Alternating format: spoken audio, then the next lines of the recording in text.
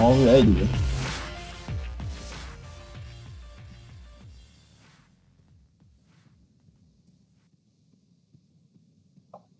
Hello, everybody. Welcome back to the Pauper Premiere League, sponsored by CoolStuffInc.com and Wizards of the Coast. Joseph, how's it going? It's going pretty good. I just got my face bashed in by some elves and some harsh sustenance. But, you know, fun games.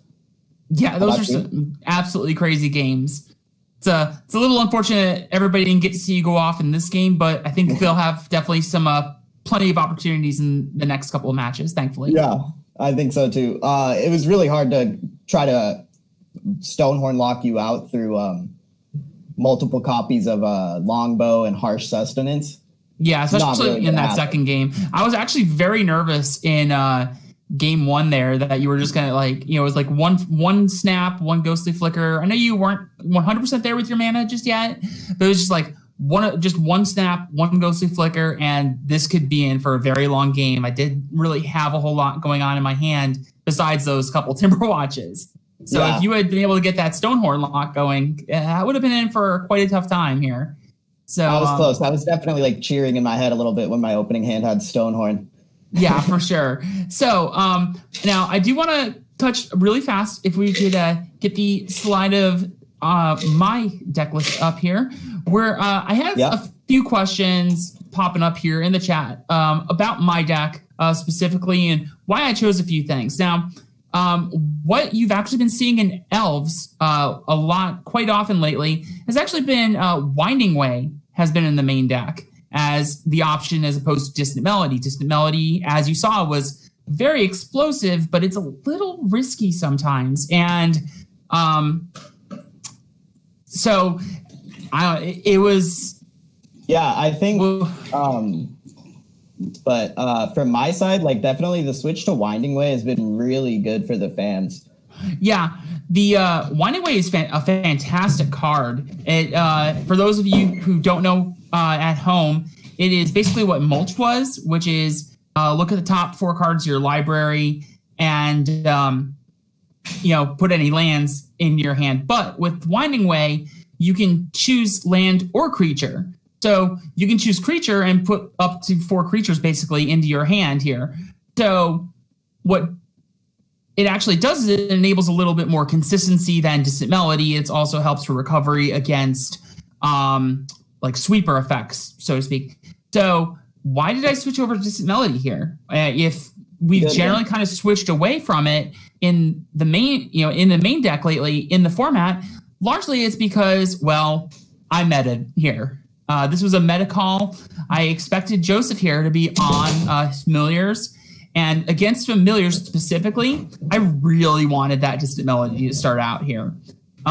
Because that's what enables me to get my Viridian Longbow. That's what enables me to get my Harsh Sustenance. And obviously, as you saw maybe in that very last game here, it really, really pulled through and took off.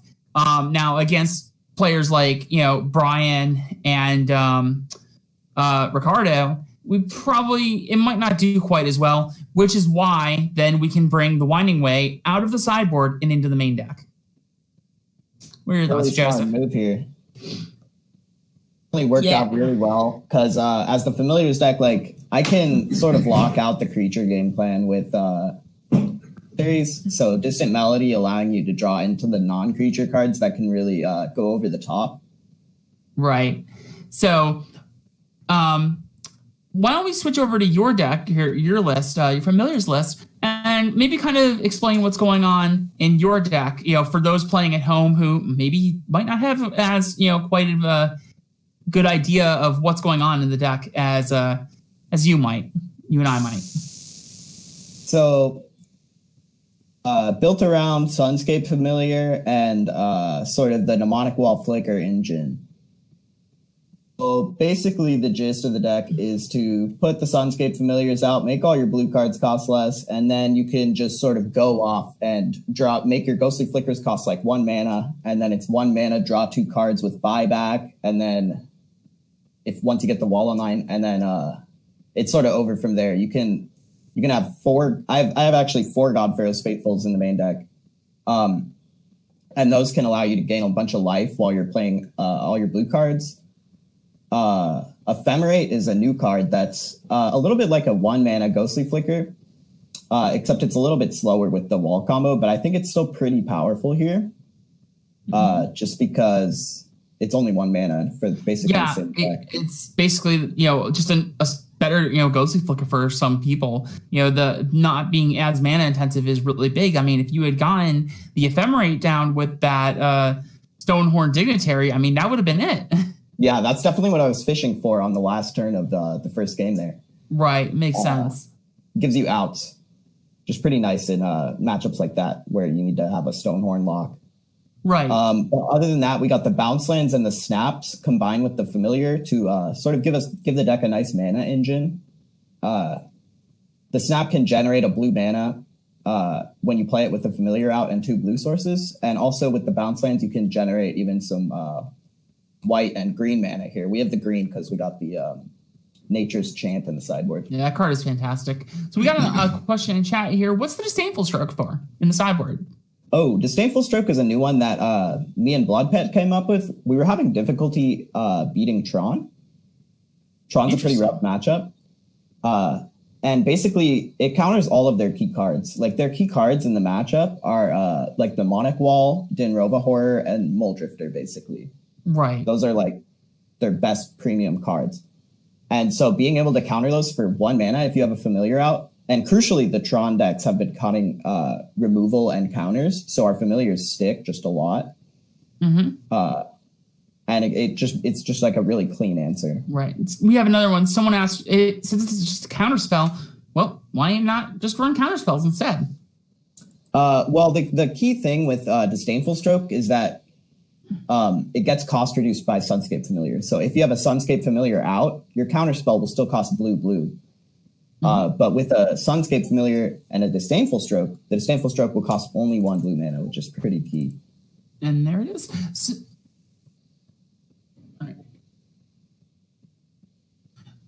All right. So looks like we're gearing up to get started here. Let's bring it back on to us here.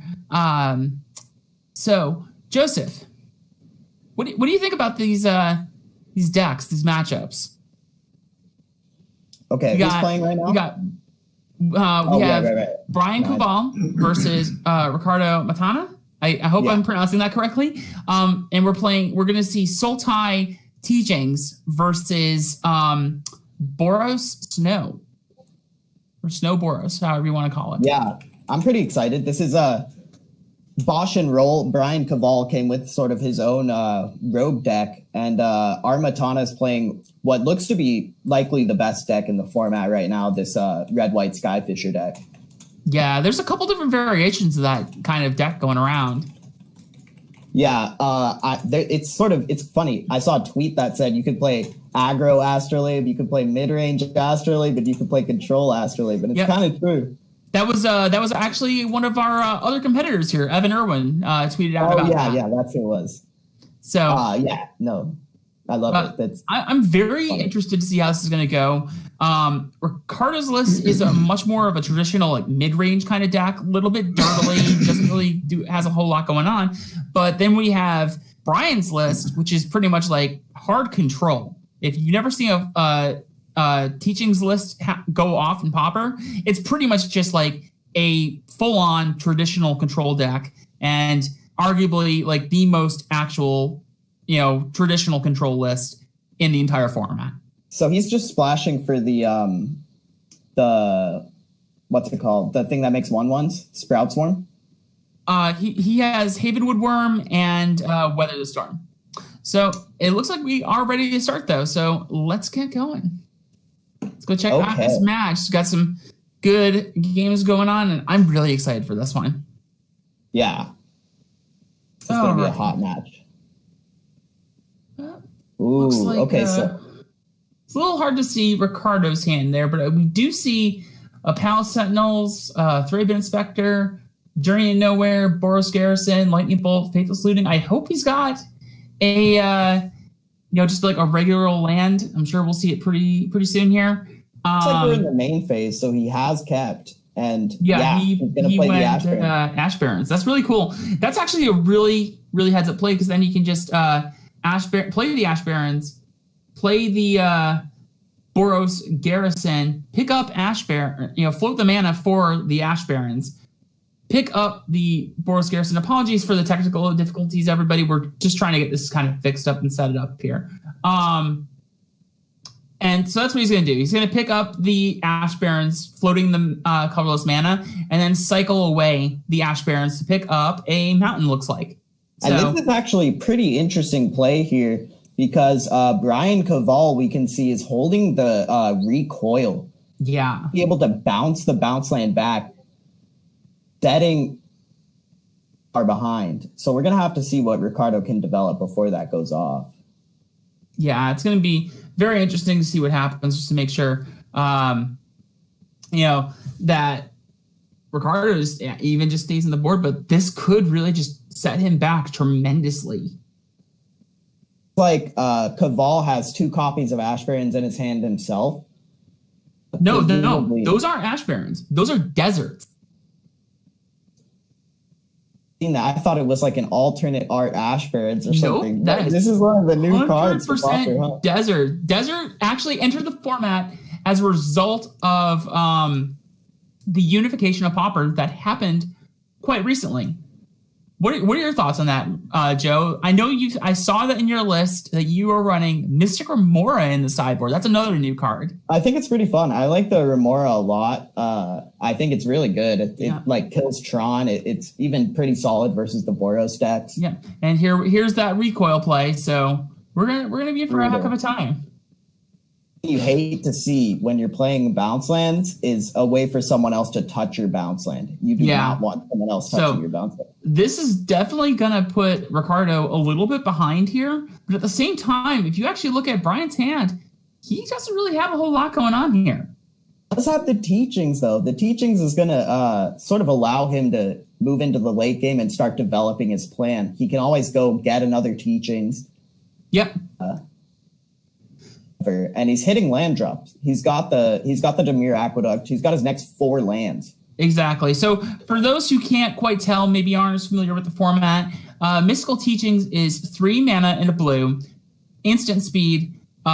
Search your library for a instant spell or a card with flash, which is why he has the Havenwood Worm in his deck, and then has a flashback cost from the graveyard of, I believe, 5 in a black or 6 in a black.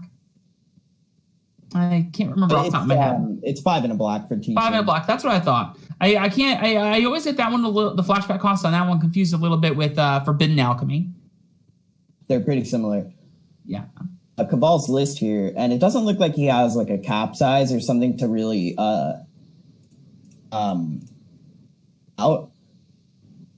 It has like a bunch of value stuff. Like he can maybe get a Weather the Storm, a Devious Cover Up, or probably just like an AK or another teaching. Mm-hmm. So, and we got a Diabolic Edict. So, Ricardo was able to stick the landing on that Seeker of the Way, but that Edict is just going to eat it up. Definitely a solid answer to the Seeker. No chance for tricks or anything. Yeah. Now, the one thing that we're going to definitely see here is Brian's holding up 2 blue mana, so he's going to try and bluff a counterspell. But Ricardo, if he really wants to try it, he's going to get that Palace Sentinels. Doesn't look like he's going to try for it, though. So we're just going to have to see how this one ends up playing out. He's probably going to go for the Faceless Looting here and see if that resolves. Looting. Yeah. But we're probably going to see the Palace Sentinels probably in the next turn or so. Definitely next turn, he's probably going to want to try to get something going, whether it's Palace Sentinels or if he can find like a Prophetic Prism or an Astrolabe. Mm-hmm. So Ricardo ended up ditching the mountain and the plains. If I was him in this situation, I feel like I kind of probably would have wanted to go and take out that Journey to Nowhere here. Like, we know that Brian's running some number of creatures, but realistically, the number of creatures he's running is a little bit on the lower side. And so the Journey probably wouldn't be as effective most of the time.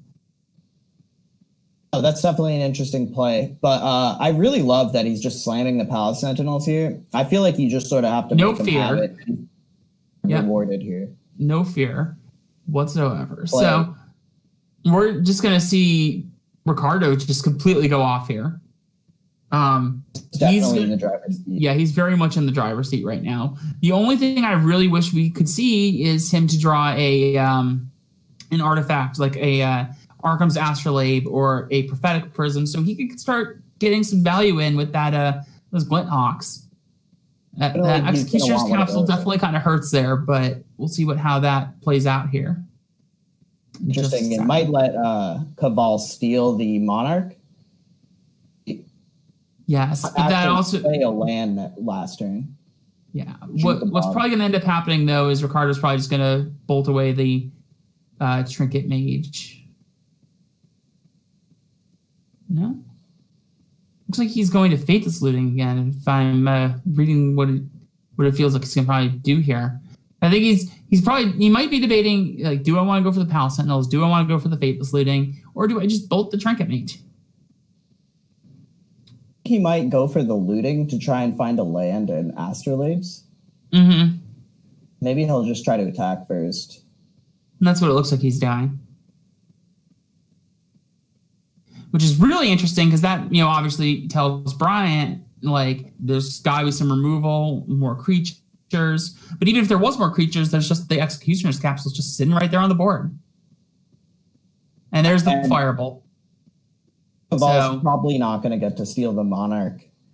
No, Ricardo's probably going to sit with that Monarch for quite some time, which actually could hurt him in the long run. You might actually see there's a potential opportunity for Ricardo to just end up milling out because of the Monarch. Remember, Monarch is not a may; it is a must. That should. The decking clock, Ricardo should have a long time, and I think that the Monarch ability does favor him pretty heavily. Yeah. And Brian, he just gets to keep on hitting his land drops. He draws another copy of Dimir Aqueduct. Yeah. Land drops in a slow matchup like this is very powerful in Pauper. Yeah. And it's kind of even better right now. So what we're also seeing happen is we've also seen Ricardo Bajuka bogged away Bosch's mystical teachings. So there's no flashback shenanigans happening here. It's all just whatever Brian can find off the top of the deck, basically. So it's pretty apparent that Ricardo's pretty clearly, like you said, in the driver's seat. Just needs to probably find just a little bit more in terms of lands to really kind of start getting there a little more. Definitely needs some lands, and there's one off the top, but he also really needs a Prophetic Prism type of effect so that he can start developing pressure in the form of these Glint Hawks and Skyfishers. Yep. So that second Bajuka Bog there removes the Grim Harvest from Brian's graveyard. So this is really, really creating some interesting gameplay here. Otherwise, but it would keep looping the creatures in and out of his graveyard, giving him basically infinite value. Right. So he would just constantly get, here's my Archaeomancer, here's my Trinket Mage, and we would just back forth, go. And, we would just, that would leave Ricardo in a tight spot to really, try and get in there for some damage. And this is definitely getting rewarded for holding the Bajuka Bog the previous turn. Yeah. So, but it's really good here too, because by playing the core Skyfisher, Ricardo actually picked up the Bajuka Bog again. So if Brian attempts any, kind of graveyard shenanigans or whatever, then Ricardo can just Bajuka Bog it away. The one thing, though, is that there is 3 deserts on Brian's side of the battlefield, which is going to make any of these hits, really tough. Any creature, right? Wow. Target attacking creature, yep. Been dealt. So what's probably going to happen now is we're probably going to see that Palace Sentinels come down pretty hot. And the prismatic strands can't even protect from it because the desert's colorless. Yeah. So that's some really interesting tech. Like in a format where prismatic strands is just king. I mean, not that it's been so hot lately. It's actually been getting taken out of a lot of like the like Astro mid-range kind of decks lately. But it still shows up, a pretty respectable amount of the time. But the fact that just it does nothing against Desert is just huge. Desert's definitely a card I didn't really even like in the deck list. Incredibly powerful effect in this type of matchup. We've never seen that can do so much. Brian's got Weather the Storm. Found Weather the Storm off of Augur the Bolas. So wow, this is going to create some really interesting gameplay now, more so than we've already been seeing. Because now Brian can go, hey, I want to play Weather the Storm, and then pick up Weather the Storm with Archaeomancer. A lot of life here. Solve the problem of cards. He still just doesn't really have an engine going. This is really cool. This is a really sweet play. So he's playing the Archaeomancer, holding priority, and then he's going to basically just cast the Weather Storm here, gain a whole ton of life, and then get the Weather Storm back from the graveyard. Coval is definitely not going to die anytime soon. He's got a lot of life points. And depending on how these plays go here, we actually might see Brian actually take the Monarch. We do have a bunch of creatures coming down still here from Ricardo. We're going to see, like, we've got the Seeker of the Way. We've got the Core Skyfisher. And yes, we have the Journey to Nowheres. But the big takeaway here, like the one thing that's really hurting Ricardo here is he's not drawing any of his mana rocks. He's not drawing any of his, like, very many white sources. I actually kind of starting to feel like, getting rid of that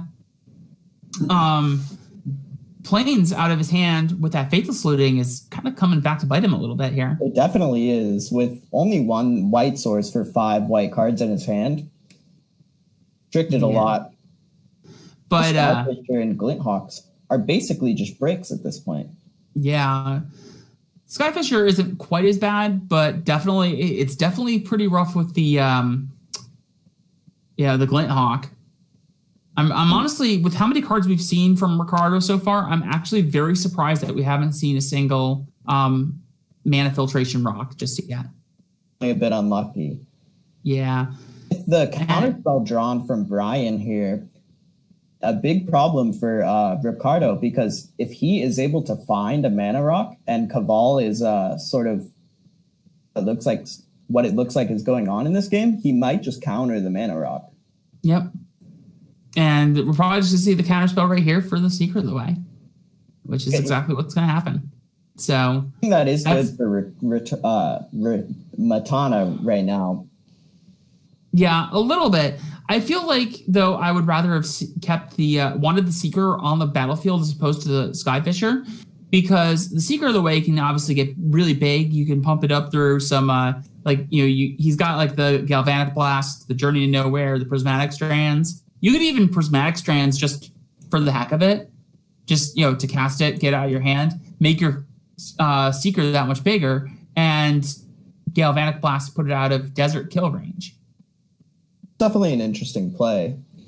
And there's the Ancient Dens. Now we can actually start to see a little bit more of the white cards coming through.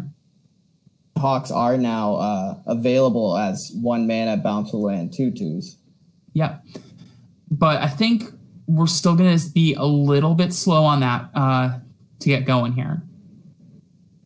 Obviously, Ricardo played the Bajukabog to start, and we are seeing the Skyfisher picking up the Bajukabog again. And it's really good that he's playing with these Bajukabogs so well to be able to keep Brian's graveyard at bay. Only trying to shut off the whole graveyard angle that Brian could. Brian, he really hasn't drawn any card advantage. He's just played a couple Augurs, a random Archaeomancer, but he's not getting his engine online. Oh yeah, Ricardo is 100% winning the card advantage race here. But the big problem is that he's just not seeing the cards that he really needs to take over. There's the prophetic prism though, so we finally hit it. But Brian has the devious cover up, so we're just going to see that. Wow, no counters. I'm not going to lie, I'm a little surprised about that. I think that if you're paying attention to this game, then it seems pretty clear that Ricardo doesn't have a prism. He's played fishers bouncing, simply not what you want to do with the Skyfisher. Right. Although it has actually worked out for Ricardo quite well, picking up those Bajuka Bogs. It's definitely been a heads-up play from his spot, but you'd much rather pick up the prism. Absolutely, 100%. So in with the Palace Sentinels, Desert is not going to do anything. I'm actually very surprised that we haven't seen a devious cover-up used here yet. I guess maybe he doesn't want to expose it to Bajuka Bog because it's maybe his win condition. That makes some sense actually here, yes. Even though he is only running one devious cover-up in his deck. There's another prophetic prism, so that's pretty sweet. And Ricardo's being real heads up here. He's only attacking in with Palace Sentinels, so he's not attacking in just yet with the Skyfisher, though we probably will see Skyfisher plays in the near future here. Whew, and another Glinthawk too. That's huge. Draw here. So yeah, so Ricardo's going to be able to pick up Prophetic Prism, replay Prophetic Prism. Brian might counter it, but I think it's a little unlikely. And then Ricardo can just Glinthawk again and pick up the Prophetic Prism and replay it one more time. For Ricardo is just very powerful. He's able to develop pressure while still generating more and more cards. Brian found the mystical teachings. Look at that. Get his engine online. He can maybe even go get another AK here and just start advantage. And that's exactly what he's going to do. So we're probably just going to see another AK for try and draw some more counterspell, trying to get some more card advantage just while the opportunity is available. Yeah. And he's definitely looking to hit more AKs and a way to answer this board. Yeah. And he found a third AK too. Look at that. So now Brian's sitting on a whole mess of stuff. Look at that. Weather the Storm with a storm count of 7 is going to gain Brian 21 life. And that storm count does include the weather storm that actually was cast. So I'm just winning this game now? Pretty much. I mean, it's definitely going to be really tough at this point for Ricardo to kind of come back, especially since there's 2 Muldrifters in Brian's hand. And with all the mana available to him, I definitely feel like Brian's kind of turning the corner here pretty well. I definitely didn't expect him to untap with 7 cards in hand after he 1 card in hand. Yeah, and the accumulated knowledge is there too. We hit number 4. I think I missed it whether or not Ricardo had played a land drop or not. But if he hadn't, he could have played the Bajuka Bog and just wiped out those AKs, wiped out the mystical teachings in the yard before Brian could really go off. But now Ricardo is in some real trouble. It was end step. That was all end step? Wow. Yeah. You're on the stack. Interesting. But the Bog is going to come down and get all of the AKs, but they've already done their job. You played 4 AKs in 1 turn. One turn cycle, pretty much. So that's just wild. The card advantage from AK is insane, especially if you have an actual mirror. If you have a mirror going on, then it gets wild because then you start seeing like AK draws for 6 cards, AK draws for 7 cards. Gosh. The legendary 8-card AK. Yeah, it's wild. I've never seen one, but sometimes you would see these kind of things happen in Legacy, but it's been quite a while since we've seen these kind of things happen in Pauper. You know, Yeah, but accumulated knowledge has kind of been taking over the format a little bit more since Gush got banned. I like to see AK.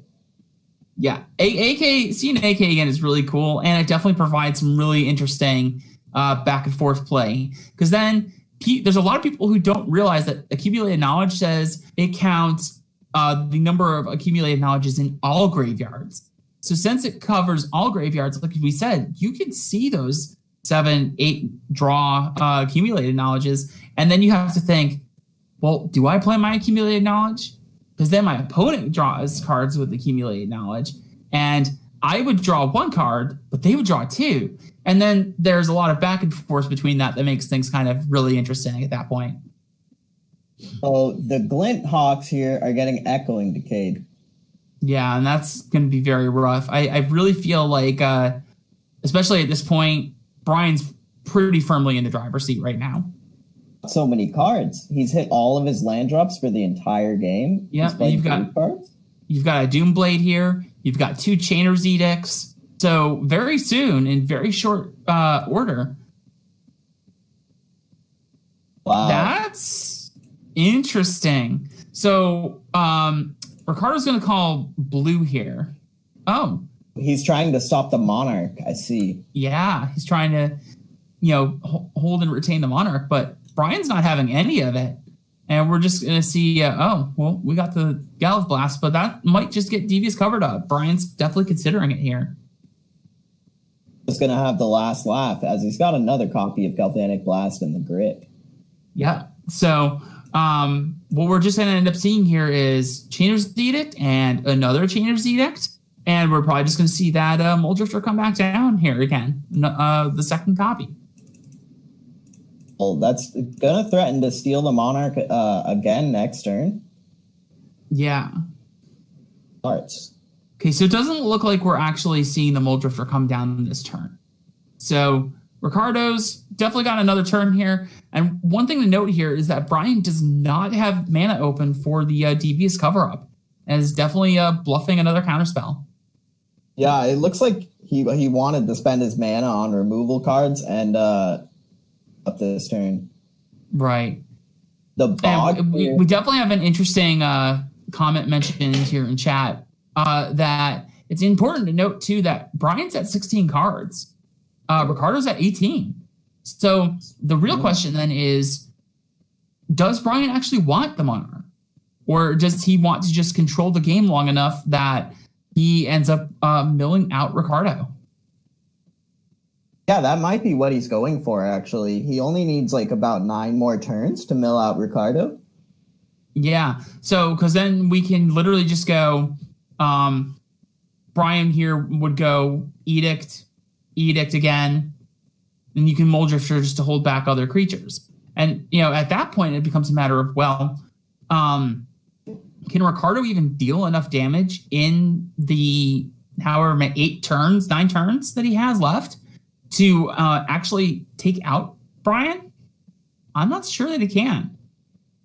Yeah, I don't know. And notably, 10 minutes left on his clock. I know it probably won't come down to that, hopefully, but what? Yeah, this is really great. And Brian is still also holding 3 Dismal Backwaters, which means he has even more opportunities to gain a whole ton of life here. Okay, here comes the Augur. Gonna try to get Brian more cards. Yeah.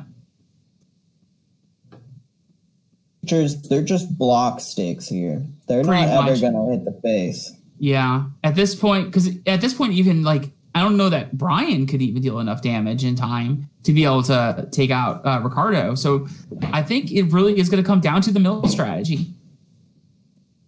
Be able to get enough creatures. If he just sort of holds his creatures, develops as much pressure as he can. And there it is. So Ricardo has scooped it up, and we're going to go take a look at our sideboards in just a second, just as soon as we get our layover switched over here. Here we go. So can't see Ricardo quite as well here. But hydroblasts, and with this improvised hexproof guy. Yeah. So that was definitely a fantastic game there. There was a lot of great plays back and forth. And it's just all in all, just very interesting to watch here. Now, we're definitely seeing a lot of back and forth here, things being, taken out, put in, what have you. We've definitely seen Ricardo's removed the prismatic strands, has removed Journey to Nowheres and Oblivion Rings, and even some of the like bolts and everything. We've seen the Pyroblast come in, Red Elemental Blast. So he's running like a whole bunch of blasts there. Notably, we have now Red Elemental Blast back in this format. So that's a big plus for me as far as I'm concerned for judging. Yeah. We've definitely had like at my local shop, I actually play at Cool Stuff Games Maitland, which is the primary like the flagship location for Cool Stuff Inc. And we had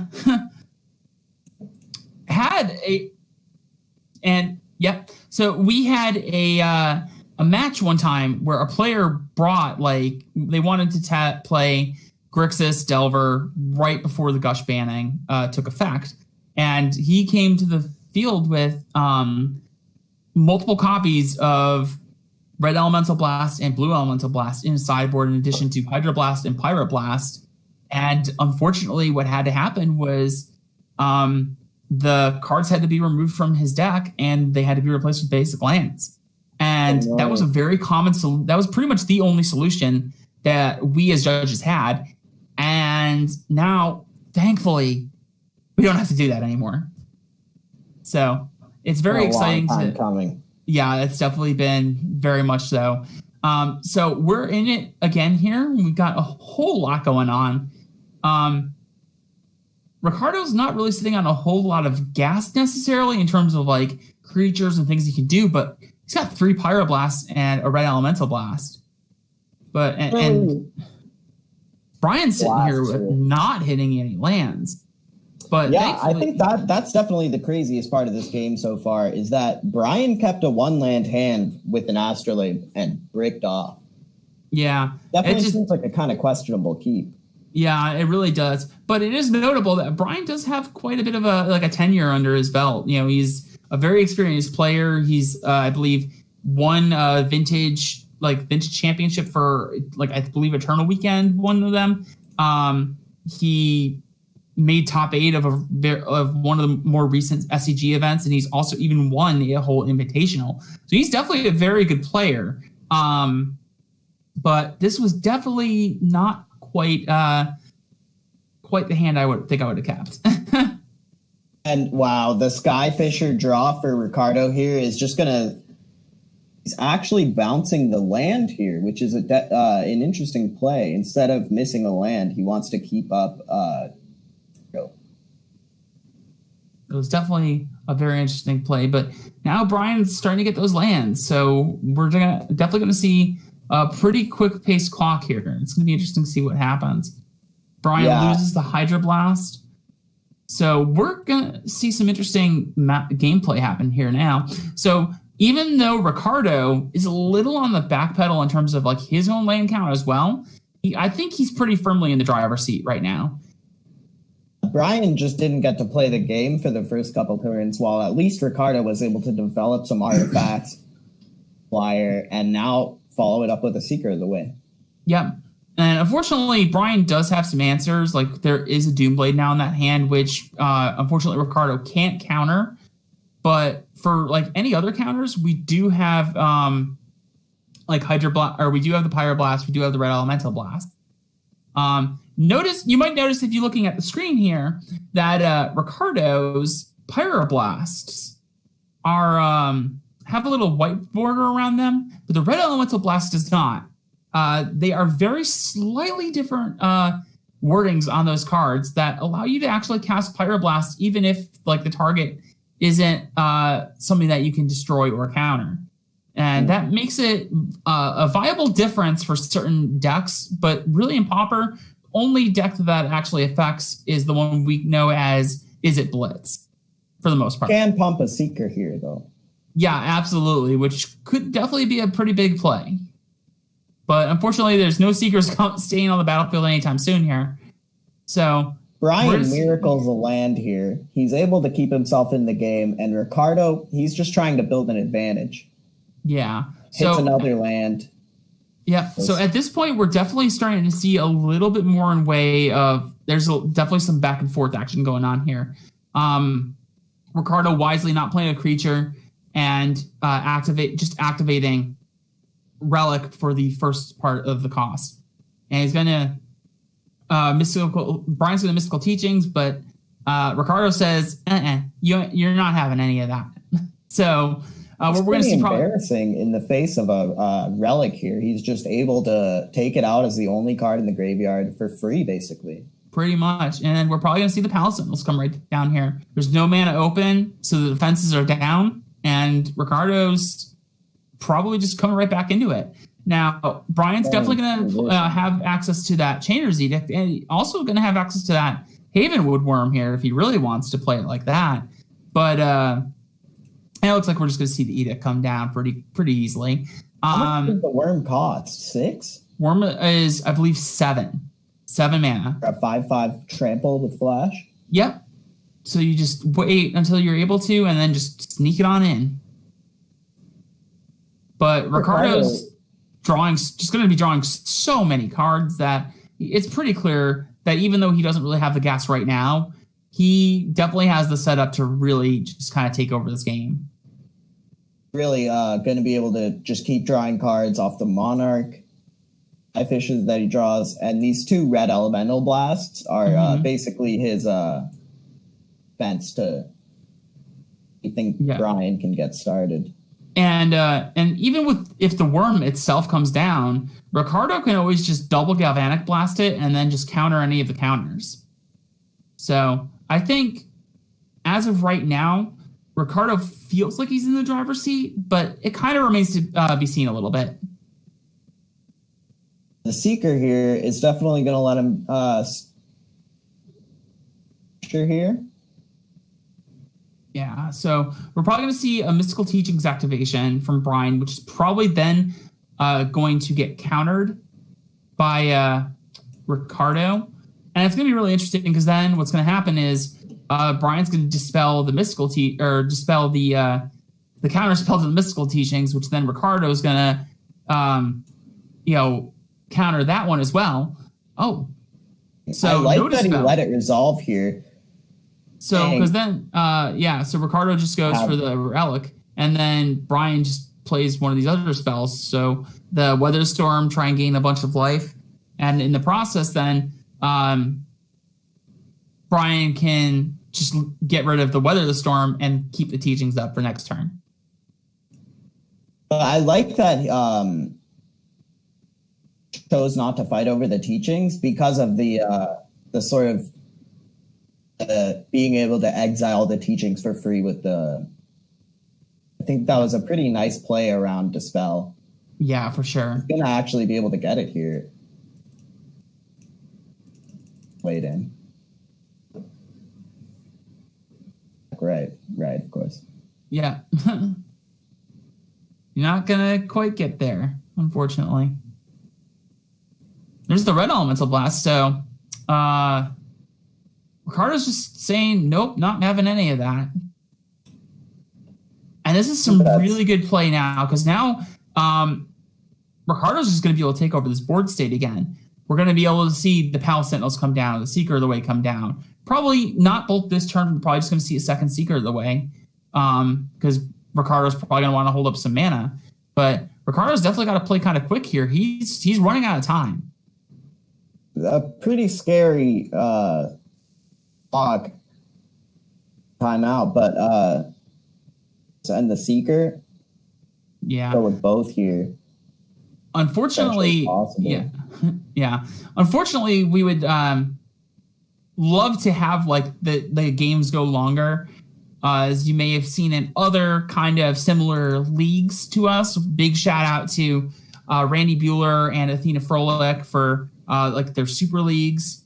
They were a tremendous inspiration to this particular league, and they were a big help, big support in kind of helping us get this off the ground a little bit, giving us advice, feedback, thoughts, what have you. So in those kind of leagues in the past, you would pretty much give the players unlimited time so that we could just kind of see the match as it should play out and really kind of give players a way to, or viewers to see how these should play out. Unfortunately, there was a recent change to the clocks that doesn't really let us set up the match that way any longer, but we're still doing the best we can, and hopefully Ricardo was able to get there quite effectively and quickly. Yeah, I don't know. It makes me wonder if there's any way that we could, like, if Ricardo does win this game and they do go to game 3, another match and have someone concede and then just play another game. It's going to be what it is. Okay. So, we're just going to have to see and hope for the best. Ricardo, he's got a astrolabe here, which is going to pump up his seekers, let him get in for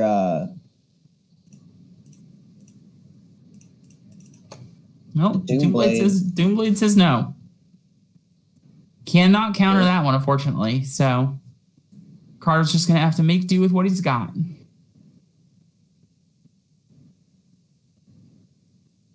All right. And here comes the relic activation.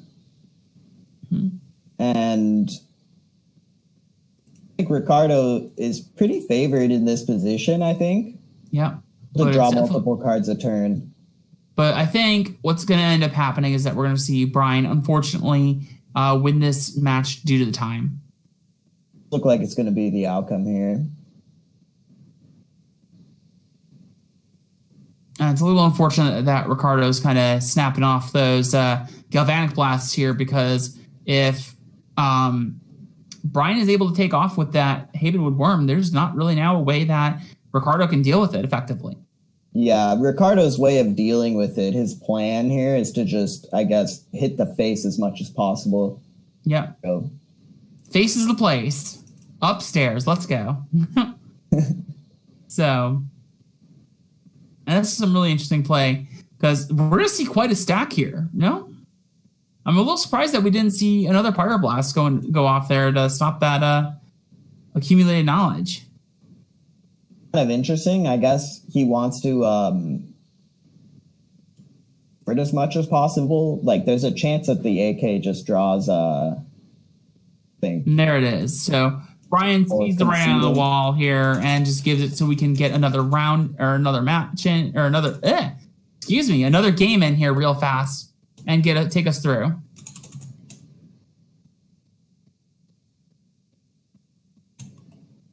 And we're just checking real fast about seeing if we want to just set up another match here, post board here real fast with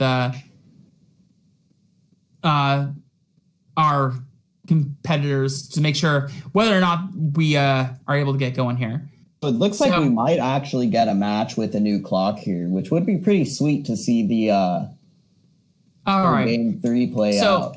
That does look like what we're going to do here. I'm hearing from all of our competitors and our producer. So for right now, we're just going to bring it back to myself and Joseph.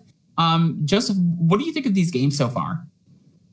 Pretty crazy. Both games, Ricardo got his Monarch online, and it seemed like he was really far ahead. First game, I thought Brian pulled out a pretty miraculous victory. Like, that end step AK. Yeah, those were wild. That was just a whole chain of accumulated knowledge just going straight off. That was unreal. That was pretty insane. That was definitely like the nuts dream AK. Yeah, I don't know.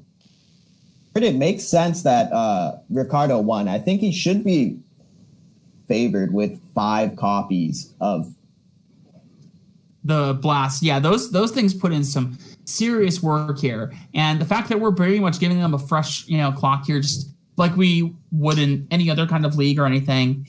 And we're definitely going to be able to see them in full force and make sure we get a proper match going on.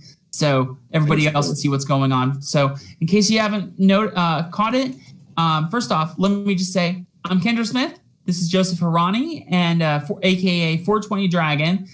You may recognize him from some various Pauper content, and he also was the second place at the Los Angeles MCQ.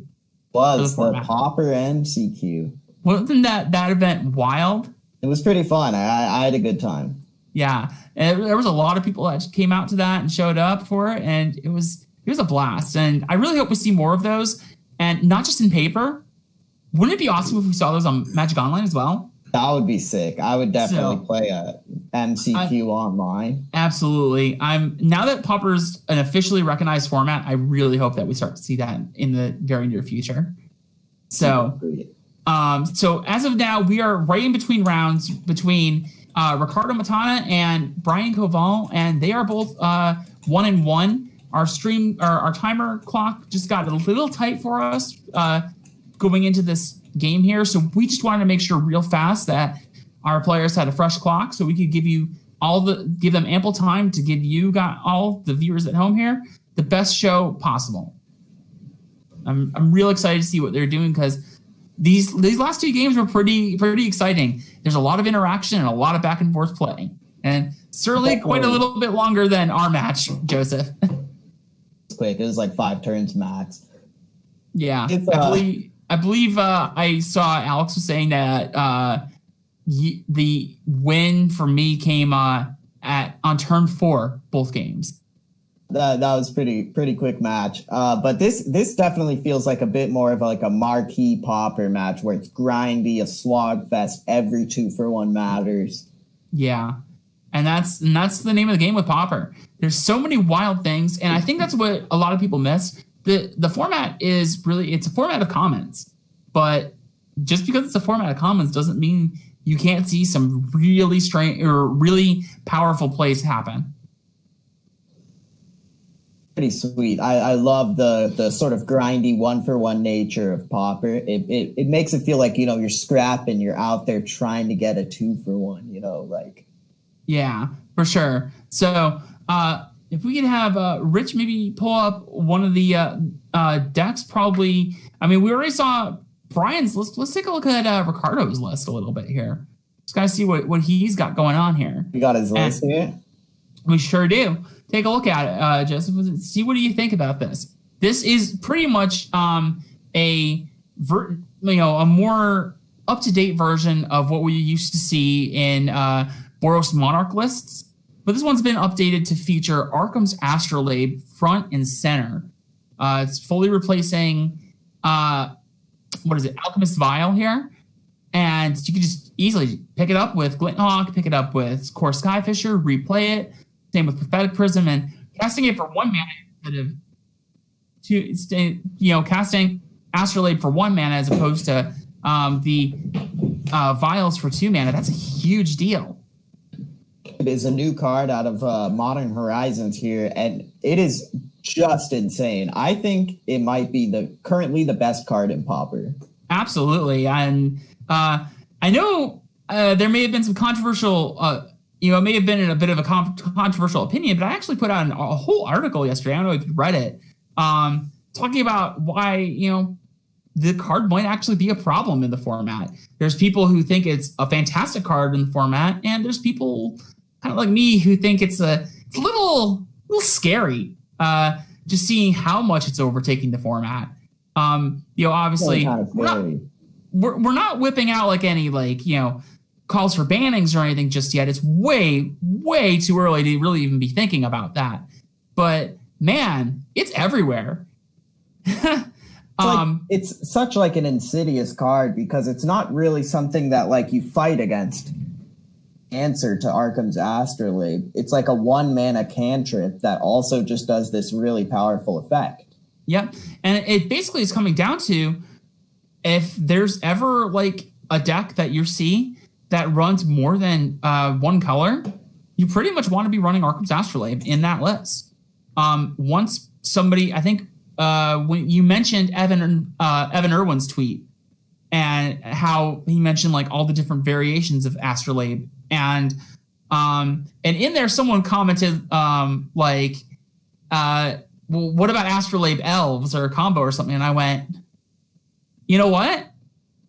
I actually kind of wonder how that Astrolabe would play in a deck like Elves for all those little splashes. Obviously, you're running Distant Melody sometimes. You're running Harsh Sustenance. And even if you just have like 2 or 3 extra, it's just a little bit to get you just a little bit further in your game plan.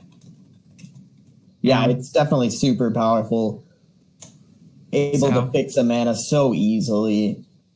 But does it only cost 1 mana? It's basically like a tap land, the land part. Awesome. So we're back ready to go for game 3 against Brian Coval and Ricardo Mattana. So Brian's going to take the lead here. And what do you think of these hands here? Ricardo's down to 5 cards. Ricardo's hand is 5 cards. That hand looks rough. Brian's is still a little slow to kind of get fully rolling here, but it's going to get rolling very, very fast. Definitely has some card advantage tools available. Next 3 land drops, able to sort of really needs an Astrolabe or a Prism here. Yeah. So we're probably just going to see here is the Seeker of the Way come down. And then Brian's just going to end up going for the accumulated knowledge. Like the AK end of turn. So someone's asking what is the 4/4? That is the 4/4 improvise with hexproof for, I believe it's 5 and a blue mana. It's called a Bastion Inventor, if I recall correctly. Oh, I think you're right. I was going to say Bastion Artificer, but no, I think you're right. Let me check here. And so, we got the Bastion Inventor coming down. Okay, Bastion Inventor. Okay, so what he does with this Bajuka Bog here for he may cast it, he may not. So what he's going to do here, he's definitely casting it, and then what he's going to do is pick it right back up with that Core Skyfisher again. Not really, and that's not really the worst play here. On one hand, yes, it would be good to have the holding up the Pyroblast, but at the same time, I mean, what else is he really doing? He doesn't really have that much else going on in his hand. Although at the same time, that probably could be a bit of a dead giveaway to Brian that Ricardo just really doesn't have anything. Doesn't have anything, but I like that he's playing out the Core Skyfisher here. He needs to develop a clock and put pressure on Brian. Give himself a chance in this game. So I'm seeing some questions as to why did the clock reset? Remember, this is not really a tournament so much as it is a bit of a showcase of the format and what we're able to do. That way, we can try and get some more players interested in this awesome format that we've come to know and love over years and years. So by resetting the clock and bringing it into game 3, we're able to actually see a proper game in action as opposed to Ricardo timing out after only 2 minutes. It's just not a very satisfying way for our match to end. We'd much rather have lost you there a little bit there, Joseph. But yeah, I totally get you. It's just not a satisfying experience, unfortunately. But so we're just trying to make sure that everybody's got the best opportunity to go in here best we can. Brian's hand here, he untaps and draws an AK, but he doesn't have a land to play yet for the AK, or we could just see him. It's a land drop. For sure. So what do we got? And it's really interesting because what we also saw, so Brian at this point probably knows a bunch of the stuff that's in Ricardo's hand because Ricardo picked up an Ancient Den and picked up the Bajuka Bog. So Brian pretty much knows at least 2 of the cards in Ricardo's hand currently. He does know about the bog and the in here. Yeah, so we're gonna see one of those skyfishers just bites the dust here. Still haven't seen Brian find a fifth land, and if Brian gets stuck here, this could actually give Ricardo a bit of a way into the game. It certainly can, and it's definitely something interesting here that Brian's just kind of in a very awkward spot right now. We'll see if it looks like he's mousing over the Chainer's Edict. He's not interested in invoking Muldrifter and trying to get a little bit greedy here. Yeah, and obviously no Chainer's Edict or anything. Evan Carr's Justice. Evan Carr's Justice wouldn't be able to take out the Skyfisher. Exactly. But it definitely takes out the Seeker of the Way here. But even then, and that's actually a bit of a heads up play anyway. You know, just get the Cheater's Edict down and just go through it. So we're probably going to see a Glinthawk here picks up the Ancient Den, and then we're just going to see some kill spells going off probably. This is pretty brutal for Ricardo here. Like with the Glinthawk, he's just spent all of now his sort of bounce birds on just bounce back lands. Yeah, so where you want to be. Right, and the fact that Ricardo, not only is he picking up lands, but he's drawing lands too. Like he's just not hitting very much by way of gas. He doesn't really have any reload. If Brian's able to clear this board here, Ricardo can't really play any more threats.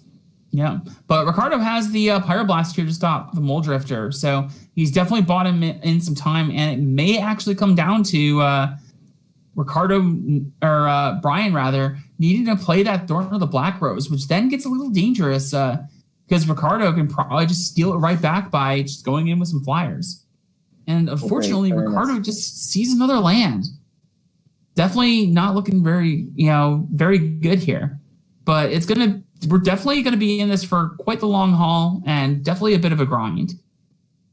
And up the top is pretty huge for Brian here. Yeah, even though it is a tap land, now we can see something like we might see a Thorn, or he's just gonna hold up the mana now and just try and go for the Mystical Teachings. Okay, and Ricardo is winning the race here, so make a move before he takes 12 more points of damage. Yeah. Let's see what he can sort of do here. That's a really heads up play that, Ricardo did not go in with that Glinthawk, just knows that those deserts are there. But at the same time, what would you have done there? Would you maybe have forced the deserts? I think that was like a super heads-up play by Ricardo. I just would have forgot about the deserts and attacked, but I think that was a mistake. But at the same time, that would also keep Brian here off of mana. So he wouldn't be able to do something like Mystical Teachings. But I feel like you can't just give up your Glinthawk for free here.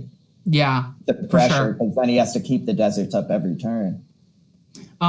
Since Chad is asking, yes, Ricardo did mulligan to 5, which unfortunately put him in a pretty rough position. Basically mulled down to 3 lands, Core Skyfisher, and a Pyroblast. Not really where we want to be here. And now Brian's got Doomblade, Brian's got Echoing Decay, and Evan Carr's Justice as well. He's pretty strongly in the driver's seat right now. Certainly is. Ricardo's going to need to find a Lightning Bolt's not going to do it. Glinthawk. Not what he's looking for. Just not going to do it. So it looks like we're definitely kind of getting to that point where I think Brian's definitely starting to turn the corner here quite comfortably. Draws have just not really cooperated. He's not able to present pressure anymore. Nope. So we'll see sort of he decides to close out the game. Yeah. As soon as we start to see, as soon as Brian gets up to, I believe is it 7 mana or 8 mana for Evan Carr's Justice buyback? 7, I believe. That's what I believe it is. I believe it's 7 mana. I just wish I had it up in front of me. Oh, wait, I do. Let me take a look at that card real fast. It is indeed 7 mana. So as soon as Brian gets to 7 mana, the game's just over. It's done. It's locked up. At that point, the Thorn of the Black Rose is really doing a lot of work here. Yeah. That he's able to just drop it, fear of losing the Monarch, and just draw 2 cards every turn. Yeah. So he's got the Monarch. He's going to keep the Monarch because Ricardo's just drawing these 1/2s. And what's going to end up happening is that Brian's just going to cast the Evankar's Justice with buyback on this next turn, wipe out the Thraben Inspectors, go in for 3 damage with the creatures on his board, and he's also dealing 2 damage per turn to life totals as well. I suppose Ricardo does have maybe an out if too greedy with the Evankar's Justice. If he uses it 4 times, a cheeky lightning bolt here, but an outside possibility. Yeah, it's very, very unlikely. And even then, at that point, Brian definitely had his mana held up where he can just then go for the Dispel. Brian's got the Mystical Teachings as well. Monarch helping him hit land drops is super crucial here. Yeah, this is fantastic. Brian all is the way set up. Very, very firmly in the driver's seat right now. Set up. He's camping outside of like the GameStop. He's got his lawn chair. He's just fully posted up, waiting for the new game to come out. Yeah, I very strongly feel that at this point, Brian's got this pretty comfortably locked up. I'd be very surprised at this point if Brian does not end up winning this game and the match as a whole. Looks like he's definitely going to be able to this little battle here. Yeah, which is unfortunate for Ricardo because he's definitely put up a great fight, but those draws and that opening hand especially just was not working out for him very well. He's still got a little bit of life. Cannot counter a... So if together like the insane sequence of like Skyfisher into Skyfisher into Skyfisher with maybe like a thrown in, he could maybe get back in this game. Yeah, but it would definitely require like the perfect sequence of cards. And the fact that Brian's now seen a counterspell and has double dispel really kind of makes this very difficult for Ricardo to come back. That really puts the game feature. So I think we're going to see in very short order Brian take this match. But you're correct. We could still see a play here, but I don't think it's going to happen. We have someone asking, did Brian win his first match? This is actually Brian's very first match of the night. It was myself and Joseph first, and then we ended up going into this match against Ricardo and Brian, and it is taking its sweet time, but it's definitely quite some good matches. So there is the Palace Sentinels from Ricardo, but with the counterspell drawn from Brian, it's just not going to be enough. No, and it's not. There's not a chance that Brian lets that land. Fog is gonna try to get some advantages here and there, but the Bastion Inventor, the 4/4 that I've never seen in my life, is gonna win the day. Yeah. Yeah, I believe I've seen it like once or twice here and there back in the day. Like players tried it, especially for like some like I think there was some weird like hexproof like Bogles kind of decks that ran it at some point or another. It was very strange, but I definitely seen it once or twice in the past. So it's definitely an interesting card. Yeah. I'm very curious to see if that maybe shows up at all in the future, but I don't think it really will. It's definitely a very strong card if you can get it to land, but you have to get it to land is the big takeaway there. The Inventor. So. The So here comes the Chainers wrapping up this game. He's got cards, all the mana in the world. Ricardo really protect himself here. So it's going to be very, very tough for Ricardo at this point here, especially with that weather storm. I just don't see it. Not even the outside possibilities of like the galvanic blast and the galvanic blast. Yeah, just it's very difficult for Brian to lose this point. There's multiple counter spells. There's plenty of removal and even life gain, so that he can just stay in. Even if Ricardo has like the galvanic blast, lightning bolt sequences, and everything like that to try and get there, it's just not going to work out for him. They got no chance at this point. It looks like. Yeah, and some ancient grudges too. Like this game is just over as far as from where I'm sitting, where I can tell. Obviously, Ricardo's not willing to give it up just yet because he doesn't know quite what's in Brian's hand, but it's not going to really work out in Ricardo's favor at all here. Next turn, he's going to be able to go for a kill move with, as well as this Evan card Justice. Yeah. So it's very unfortunate, but Ricardo still does have. Yep, and there we go. There's the match. So we're gonna bring it on back over to us here, and we're gonna just chat it up here. So what did you think of that, Joseph? I thought that was a pretty sweet match. That was really it feels like a classic matchup. The sort of Teachings control deck against the Skyfisher mid-range deck. Pleasure to watch. Yeah, absolutely. And we don't really see that quite as much as we used to. Like these days, the real control deck of the format is, well, it's Tron of all its different forms and varieties. And Teachings has kind of been pushed out of the format a bit, but it does still pop up every once in a while. And it's been actually kind of a bit of a blessing to see it tonight. Definitely something a little more off the beaten path, a little off the radar. And just kind of show off all the kinds of different things that Pauper has to offer. New way to use Astrolabe too. You know, I like we never really saw those decks use Prophetic Prism in the past, but a lot more decks want access to it. Yeah. So it's been absolutely excellent. So at this point, we're gonna take a quick moment and get some words in from our sponsors here over at CoolStuffInc.com.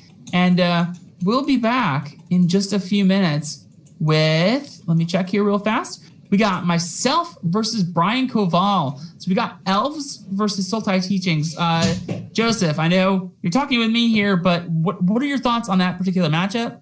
Where do you think it's going to fall? Elves versus Teachings matchup seems pretty interesting. I think it's going to depend on how well and up against the Elves players draw. Mm-hmm.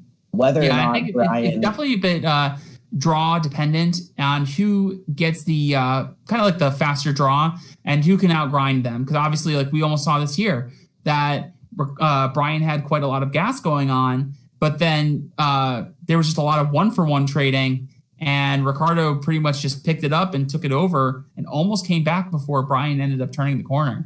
So that's kind of what happens with Elves, is that Elves can just completely...